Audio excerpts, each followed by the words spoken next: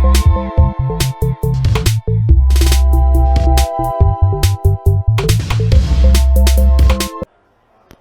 everyone, how are you today? I'm Liliana Amaro, a children sleep coach, and today I want to present the topic about how to stop the use of the dummy.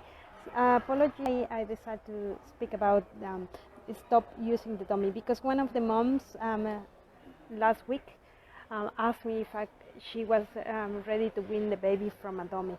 So first of all, I want to tell you about these different points that I want you to analyze in regards of why the dummy, why to stop the dummy, because it's very important to do a little bit of thinking of why we decided to go and use the dummy, why we want to remove it, to think a little bit more about it. Okay, let's start. Okay, first of all, the first point I want to tell you about it is why did you decide to go for the dummy? Why your decision on start using a dummy or pacifier?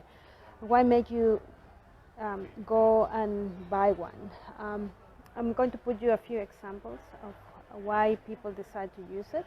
Sometimes people get the advice that they should give a dummy so the baby gets more calm or the baby is a little bit better. Sometimes the decision is made by someone that is taking care of the baby. Let's say the grandparents are looking after the baby and the grandmother decides to put the dummy and the baby likes it and it just carries on. Sometimes the partner says that he thinks the dummy is a good idea. Sometimes we love the look of a baby with a dummy, which is no rare. A lot of babies decide, a lot of moms decide that a baby is very cute with a dummy, and some moms, I even see this, they collect different types of dummies. They go and buy different shapes and they have this massive collection. And then we start realizing, okay, when me as a mother or we as a couple decided that the dummy was a good option for us. That's the first thing you need to think about. Then how much my baby or depends on that dummy. How can you think about this? Okay, for example, is my baby using it for being happy, for not crying, for go to sleep, to just play and be calm? Why? You need to analyze that situation. Why are your baby? How much or why is he using it? Or what's the reason they're using it? It's very important to decide this one because sometimes it's just the baby or the child has the dummy all day in their mouth, and then it's not something is so good, I guess, because obviously these 2 points didn't need to match at the same time. Okay, I decided to use the dummy because this reason. Is this the reason that is getting solved, or this is the situation that is getting solved by the dummy? Sometimes, I'm going to the point here, the mothers decide that the baby sleeps easier with the dummy. Instead of putting them in the breast, they decide to put the dummy in the mouth of the baby and the baby falls asleep. Therefore, I decided to use the dummy for my baby to sleep better. Is the dummy helping me or helping my child to sleep better? This is one of the main reasons that I'm going to talk about today. If this is what's happening. Another there's a few points here when we I always talk about this in all my conversations and videos.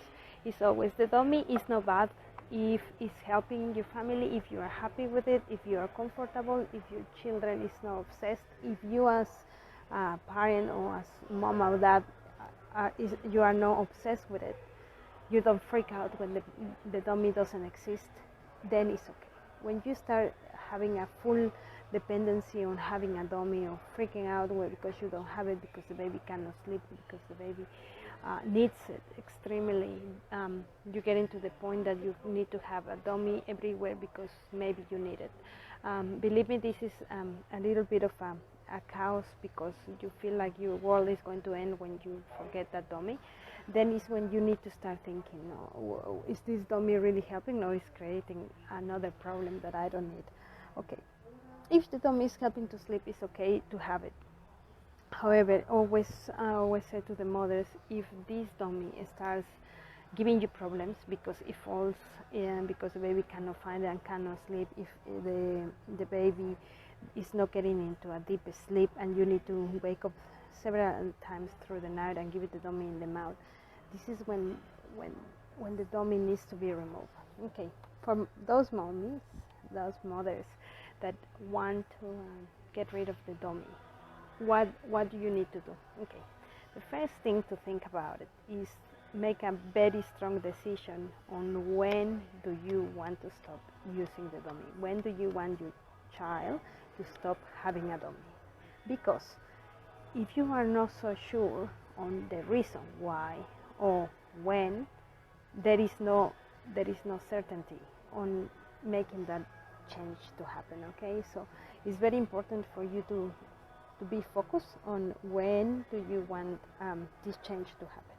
Once you have made this decision, my recommendation is always explain to the child, have a long chat, and always talk to the children about this situation about to happen. Okay, explain. I always say talk to your child like if he's an adult, like if this change is going to be a benefit. Be secure, be confident when you are passing this topic to your children. Be sure, well, it's always, usually it's one child, but maybe you have multiples and then they both have, so that's why sometimes I say child or children. But anyway, if you're sure that you want to make this change, you need to start communicating, okay?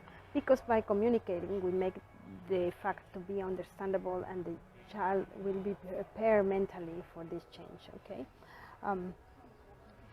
Once you have explained to the child with a reasonable amount of time, let's say 1 week, 2 weeks, 2 weeks is ideal.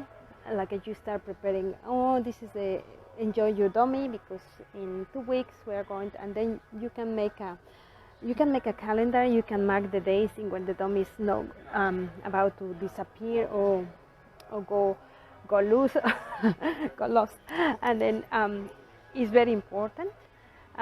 You can also offer a reward depending on the age of the baby or the child that you want to remove the dummy, because it can be like a game, and say, well, and draw it and say, well, these days, when we get to this day, you giving away your dummy, but you are going to have this prize.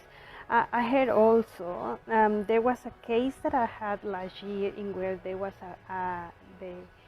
the fairy of the dummies or something like that. Something magical that the mom has invented for the dummy to go missing. Obviously, it's sort of like the tooth, and I thought it was a very good idea. The mom was very inventive about this. It's just to make the child to feel very happy about it, make it like a special event, and that worked perfect for her. Okay.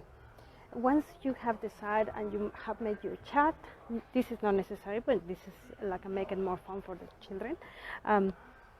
What happens when the day the dummy needs to disappear? Okay, you need to be sure that's happening. You need to make sure baby is ready mentally, physically, and you both can go and place that dummy in the bin.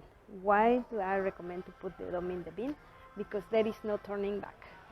We need to remember that when we make a decision for a change, we are the ones that need to make that change happen. If it doesn't happen, obviously, if you decide to put the dummy in the drawer, and just in case you may need it, just in case your child wakes up through the night, this is when we are not so sure about this decision. And remember, if we are not sure how we want our children to be secure or sure about things that are about to experience. Remember, we are the guide.